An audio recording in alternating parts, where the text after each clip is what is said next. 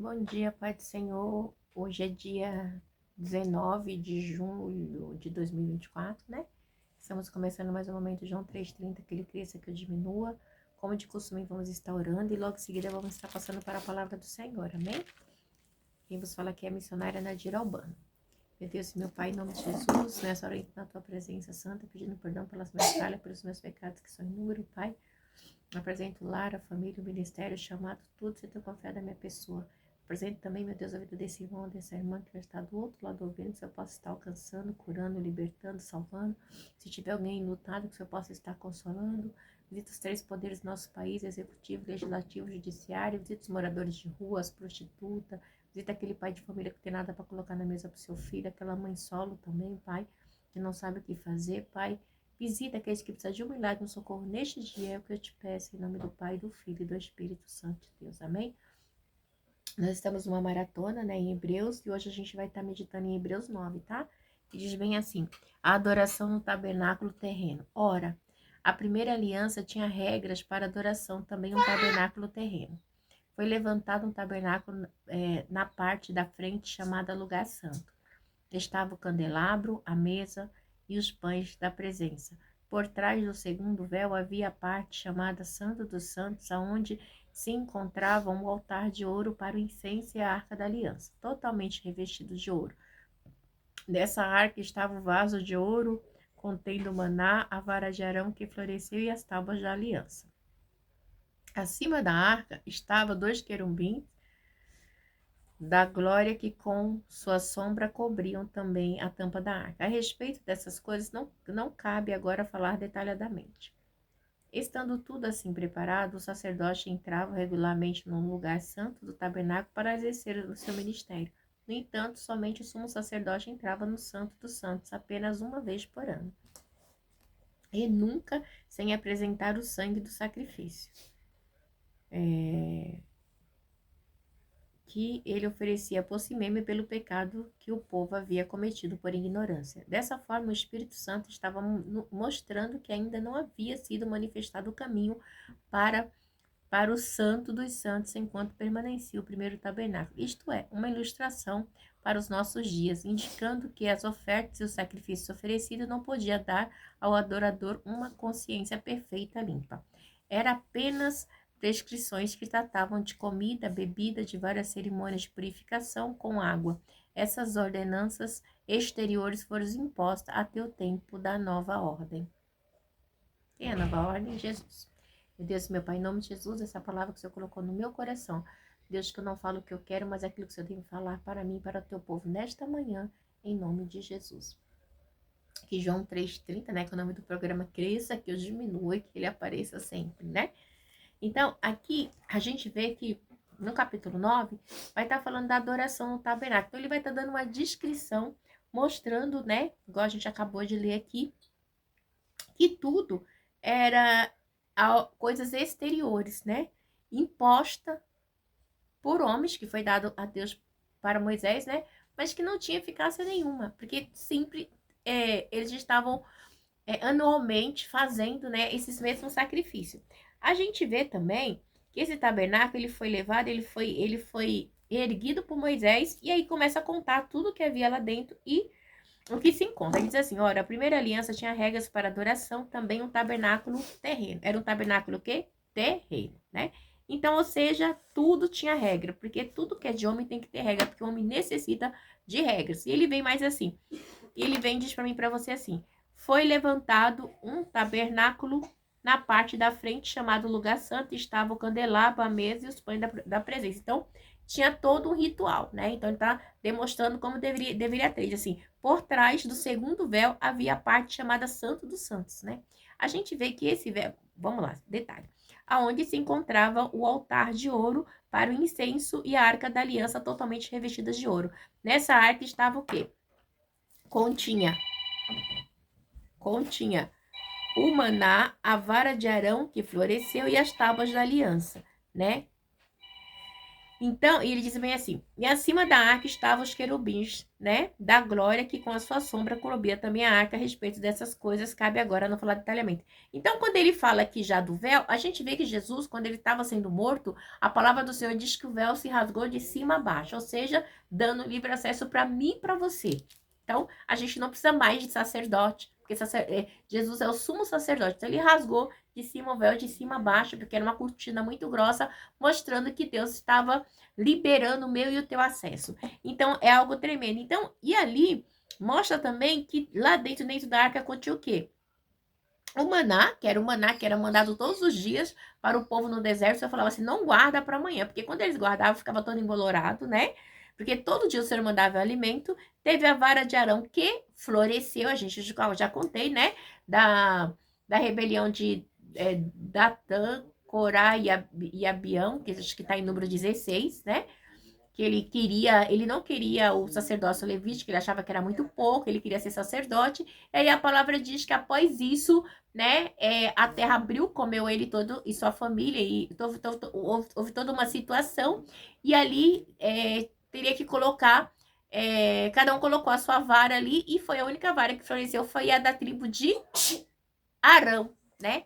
Então Arão passou a cuidar da tribo de Levi, além de ser sacerdote, passou a cuidar também, passou a ser a tribo arônica, né? Passou a cuidar das coisas do Senhor.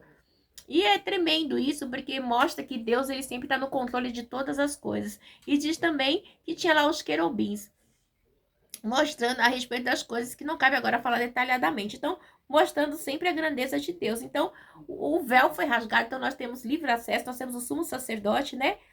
Então, e ali também, aí vai falar tudo que tinha. E tinha desculpa.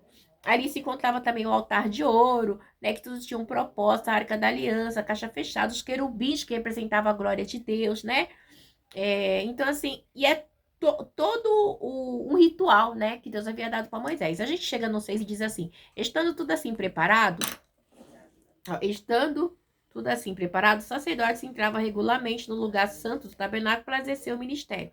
No entanto, somente o sumo sacerdote entrava no Santo dos Santos apenas uma vez por ano, nunca sem apresentar o sangue do sacrifício que ele oferecia por si mesmo e pelos pecados do povo que havia cometido ignorância. Então, era algo repentino. E Cristo não, Cristo ele fez isso uma única vez por mim e por você. Ele entrou no santuário uma única vez e está lá à direita do Pai, né? Então é algo tremendo. Então a gente não tem que sacrificar. O sacrifício meu e seu que é matar a carne, vivificar o espírito, rejeitar todas as obras das trevas contra a minha vida e contra a sua, no nome e no sangue de Jesus. O diabo ele quer que a gente se volte contra Deus, mas nós somos servos do Senhor, nós somos filhos, nós somos comprados com o sangue de Cristo, um sangue precioso. Então Satanás está repreendido no nome de Jesus. E ele vem e diz mais para mim e para você no 8 aqui, né? E uma vez por ano eles entravam lá para fazer expiação, né? Tem umas igrejas que ainda acreditam no Yom Kippur, né? Então parece que Cristo nem fez o Yom Kippur, né? Isso aí, o Yom Kippur é pros judeus ainda, mas tem crente que quer viver o Yom Kippur. É terrível, né, igreja? É terrível, mas cada um, né, com suas loucuras, com seus ritual. Mas eu prefiro a palavra do Senhor, que é viva, eficaz e verdadeira. E no 8 diz assim: dessa forma, o Espírito Santo estava mostrando que ainda não havia sido manifestado o caminho para o Santo dos Santos, enquanto permanecia o primeiro tabernáculo. Então, enquanto permanecia o primeiro tabernáculo, não tinha um caminho para o Santo dos Santos, né? Então, quem é o caminho para o Santo dos Santos? É Jesus na minha e na sua vida, né? Então, assim, o sistema mosaico foi um sistema de sacrifícios imperfeitos, né? O sistema mosaico foi um sistema de sacrifícios imperfeito com sacerdotes imperfeitos. O único sistema perfeito foi o sistema de Cristo, que foi uma única vez por mim e por você. Isso é, vamos no 9, uma ilustração para os nossos dias, indicando que as ofertas e os sacrifícios oferecidos não podiam dar ao adorador uma consciência perfeita. Então não dava mesmo, porque a gente continuava pecando. Mas a partir do momento que nós passamos a ter entendimento do sangue de Cristo, né? A gente entende que o tabernáculo ultrapassa muito mais que isso. Nós temos uma salvação, né? E nós servimos a um Deus vivo, maravilhoso, né? Então, tudo aquilo de antigamente era inútil, era velho. Então, Cristo ele vem com uma nova aliança eficaz, né? Contra o pecado. Então, a gente tem que lutar contra o pecado, né? Porque o sacrifício de Cristo na cruz foi algo latente e real. E ele diz no 10 assim: eram apenas prescrições que tratavam de comida, bebida e várias cerimônias de purificação com água. Essas ordenanças exteriores foram imposta até o tempo da nova ordem. A nova ordem é Cristo. Ai, não pode fazer isso, tem que lavar a mão, não pode isso, tem a terraça disso, tem... Gente, era tanta coisa que só o sangue de Cristo para nos purificar de tanta coisa que o homem não podia fazer na lei mosaica, né? Se a mulher tivesse menstruada, se tivesse isso, se fosse cego, se rabasse a barba, é muita lei, né? Vamos lá para o 11. O sangue de Cristo. Quando Cristo veio com o sumo sacerdote dos benefícios agora presente, ele adentrou o maior e mais perfeito tabernáculo não feito pelo homem. Isso não pertencia a essa criação. Então, Cristo, ele adentrou o tabernáculo perfeito do Senhor Deus, de Jesus, da Trindade, dele mesmo. Então, não foi uma criação humana, né? Foi feito pelo próprio Deus, uma ordem nova, né? Uma nova aliança, né? Com o novo sacerdócio de Cristo, né? Que isso que é importante, uma nova aliança. E ele vem para mim, ele diz para você assim: não por meio de sangue de bodes e novilho, mas pelo seu próprio sangue, ele entrou no Santo dos Santos, de uma vez por toda, obteve eterna redenção. Então, Cristo, uma única vez, entrou no Santo dos Santos, né? E obteve redenção, porque ele é perfeito, né? Cristo, ele é a perfeição. É a perfeição. Não tem outro, tá? E entrou uma vez por toda. Não foi repetida vez, Cristo não ficou indo todo ano, né? Ano após ano, como fazia o sacerdócio levítico. Não, ele entrou uma única vez. O sacrifício de Cristo, ele foi um sacrifício perfeito, né? Porque foi totalmente eficaz e não precisava ser repetido. Depois de ter obtido a eterna redenção, Cristo subiu ao verdadeiro santuário celestial e está lá à direita do Pai. Simples assim. Então, a gente não precisa tá fazendo esse sacrifício, essas ordenanças, né? Que não... imperfeitas, né? Que foi imperfeita. Aí no 3 é assim: ora, se o sangue de bodes e touros e as cinzas de novilha espalhadas sobre o que estão cerimonialmente impuros os santificam de forma que se torna exteriormente puro, quanto mais o sangue de Cristo, que pelo Espírito eterno se ofereceu de forma imaculada a Deus, de forma imaculada a Deus purificará a nossa consciência de todos os atos que levam à morte, né? Então, Cristo, ele é perfeito para que sirvamos ao Deus vivo. Nós sirvemos ao Deus vivo de coração, de corpo, alma, porque sangue de bode, de touro, nada adiantava, né? Era algo, né, ali da linhagem mosaica que não tinha efeito. Tinha efeito naquela época, mas hoje não, né? Então, aquelas aspersão, aquele sangueiro, aquele cheiro, tudo, ai meu Deus, é muita coisa. Não tinha. Era coisas momentâneas, efêmeras e passageiras. Mas Cristo, ele se ofereceu e ele foi, né, quem ofereceu o sacrifício perfeito, né? Sendo ele o próprio sacrifício imaculado. Cristo é o próprio sacrifício imaculado, perfeito, né? Na inteireza de Cristo, ele era tudo e todos, né? Não apenas superficialmente, né? Ele purificou a nossa consciência, ele removeu a mancha do pecado, do amargo do nosso ser. Então, a igreja é tão tremendo que a gente sente a presença do Espírito Santo de Deus quando a gente faz alguma coisa errada, né? Nós temos um Espírito que nos convence do pecado, né? E o homem não, ele estava lá sempre tentando fazer algo que ele não poderia fazer. Por quê? Nós somos, né? Cristo foi homem por homem. Adão pecou e Cristo se deu também como homem, né? Porque por um homem entrou o pecado no mundo e por outro saiu por Cristo. Então a gente vê que era algo assim, vamos dizer, constantemente feito que não tinha eficácia nenhuma. Vamos lá no 15. Por essa razão, Cristo é o mediador de uma nova aliança para que o que chamam recebem a promessa da herança eterna, visto que ele morreu como resgate pelas transgressões cometidas sob a primeira aliança, né? Acabamos de falar aqui, Moisés pecou, tem a aliança mosaica que não foi perfeita, mas Cristo, ele se deu por mim e por você. Então, ele é o único mediador. Quem é o mediador entre eu e Cristo? Às vezes eu acho perturbador uns pastores querer cuidar da vida das pessoas achando que ele é mediador de nada. De nada. Ele não é um Zé Ninguém. Ele não é nada. Tudo é Cristo em todos. A gente tem que entender isso, parar de ficar bajulando e adorando o homem, porque Cristo, ele é o verdadeiro mediador, né? A promessa da herança eterna está em Cristo, a salvação está em Cristo, né? Com base na sua morte expiatória, que foi uma única vez que Cristo morreu, é uma herança, né? Que veio a ser a realidade para todos nós que fomos chamados por ele, né? Então, nós temos uma vida eterna, então nós temos que participar, né? Nós somos resgatados, né? E ao derramar seu sangue, pagou o preço necessário para libertar-nos do pecado. Cristo pagou o sangue para libertar eu e você desse pecado, da imundície, da sujeira desse mundo, né? Cometido segundo a primeira aliança, que é a aliança mosaica. Então ele vem falando mais para mim e para você aqui no 16. No caso de um testamento, é necessário que se comprove a morte daquele que o fez, pois um testamento só é válido num caso da morte, uma vez que nunca vigora enquanto está vivo quem o fez. Então Cristo, o que ele fez? Né? Ele foi lá, deu por mim, por você, né? Um testamento novo, cuidando de mim, de você, né? Mostrando de uma nova aliança, né? Um testamento verdadeiro, eficaz, né? Que não precisa ser feito de novo, né? Quem é esses beneficiários desse testamento? Sou eu e você, né? Com a salvação nós temos o direito a ele atribuído nesse testamento, né? Porque Cristo, ele morreu por mim, por você. E com a morte de Cristo, né, foi devidamente atestada a minha sua salvação, né? A promessa da herança eterna, né? Que transformou em realidade para os beneficiários. Estamos aqui porque nós cremos numa nova aliança, né? Que somos beneficiários junto com Cristo, né? Ele, o herdeiro e co-herdeiro com Cristo. Ele diz assim no 18: por isso nem a primeira aliança foi sancionada sem sangue.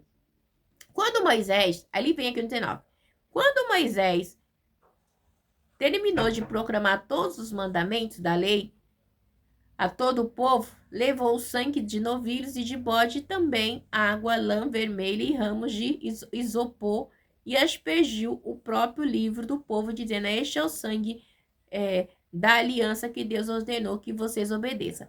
Da mesma forma, aspergiu o sangue com o sangue o tabernáculo e todos os utensílios das suas cerimônias. De fato, segundo a lei, quase todas as coisas são purificadas com sangue e sem derramamento de sangue não há perdão. Na lei, tudo era purificado com sangue. E sem sangue não há sem sangue sem derramamento de sangue não há perdão. Então Cristo, ele foi moído, né? A sua morte foi necessária porque ele entrou ali, né? Não como os bezerros de Moisés, tudo como ovelha muda para o matadouro, né? E uma única vez, né? Ele entrou para que eu e você estivéssemos aqui, porque sem sangue, né? Sem morte, não haveria salvação, podemos dizer assim? Porque para acabar com a antiga aliança, né? Então a morte de Cristo ali acabou com a antiga aliança, dizendo assim: eu me dei, né? Eu permiti-me ser moído, né? Então a gente vê aqui no texto: portanto, era necessário que as cópias das coisas que estão nos céus fossem purificadas com esse sacrifício, mas as próprias coisas celestiais com sacrifícios superiores, pois Cristo não entrou em santuário feito por homem, uma simples representação do verdadeiro. Ele entrou nos céus para agora se apresentar diante de Deus em nosso favor. Tá falando claramente. Então, Cristo, ele vai, né? Numa cópia, não é na cópia dos céus, né? Ele vai no santuário terreno, porque precisava ser purificado, sim, né? Porque tinha sempre sacrifícios de animais, mas aí era necessário que o santuário celestial fosse purificado com um sacrifício melhor, com o próprio Cristo, né? Então, o próprio Cristo sacrificou por mim e por você, né? Para que agora a gente possa se apresentar diante de Deus, para que ele possa se apresentar diante de Deus, o quê? Em nosso favor. Porque nós temos um intercessor. Quem é nosso intercessor? É Cristo, né? Então, igreja, é muito sério, né? E muitas vezes as pessoas não valorizam o sacrifício de Cristo na cruz. E isso é muito triste. Ele vem mais aqui para mim e fala com você no 25 assim: não, porém, para se oferecer repetidas vezes a semelhança do sumo sacerdote que entra no santo do santo todos os anos, né? Todos os anos eles vai lá e faz o sacrifício, todos os anos, com sangue alheio. Se assim fosse, Cristo precisaria sofrer muitas vezes desde o começo do mundo, mas agora ele apareceu uma vez por toda a fim dos tempos para aniquilar o pecado mediante o sacrifício de si mesmo. Então, Cristo, ele aniquilou o pecado, né? Então, para mim, para você, a gente tem que o quê? Matar a carne para vivificar o espírito, e é necessário, igreja, não tem como, sabe? A gente tem que parar com isso. Ai, não. Não podemos deixar a carne vivificar, porque Cristo, ele veio, né, com a era messiânica, introduziu, né, na qual toda a história está sendo encaminhado para a salvação. Agora, a morte, né, ele tem todo o poder sobre a morte, somente a minha morte, sua, né, física e espiritual, né? Então, tem todo o poder. A gente tem que ter sempre isso em mente. Ele diz assim, no 27, da mesma forma, com como o homem está destinado a morrer uma só vez, depois disso enfrentando o juízo? O homem só morre uma única vez, né? E é tudo mentira do diabo. Que morre, vem não. Morreu, depois disso vai enfrentar o juízo, né? O homem está condenado a morrer uma única vez. Não tem outra, não existe, né? Destinado a morrer uma só vez, depois disso vai enfrentar o juízo. Não existe segunda morte. Todos nós vamos morrer uma única vez, né? A ordem natural do homem morrer é uma única vez, né? Em consequência do pecado. Também Cristo morreu uma só vez em sacrifício perfeito do pecado, né? Assim, né? Ele foi perfeito, né? No sacrifício que ele fez contra o pecado. Assim como depois da morte, o homem enfrenta o juízo, também Cristo aparecerá de novo, trazendo a salvação, né? Do pecado com o seu respectivo castigo. Detalhe, a gente vê no 28 que assim também Cristo foi oferecido em sacrifício uma única vez, né? Como em sacrifício, uma única vez, para tirar os pecados de muitos, e aparecerá a segunda vez para tirar o pecado, mas não para trazer salvação aos que aguardam. Então a gente vê que as coisas de Cristo é muito séria. A consumação da cruz foi feita, né? E foi gloriosa, a plenitude foi perfeita, né? Ali na cruz. Então, e os que aguardam, assim como os israelitas aguardavam o sumo sacerdote quando estava no Santo dos Santos do dia da expiação, assim nós aguardamos, né, a vinda de Cristo na minha e na sua vida. E sejamos, igreja, sempre grato a Deus, porque Cristo morreu uma única vez. E eu e você também estamos ordenados a morrer uma única vez. E logo em seguida, vindo o quê? Para mim e para você, tá? Não para Cristo. Vindo o quê? O juízo, tá? O juízo final. Deus abençoe. Tenha uma sexta-feira abençoada em nome do Pai, do Filho e do Espírito Santo de Deus. Amém. Ficou na paz.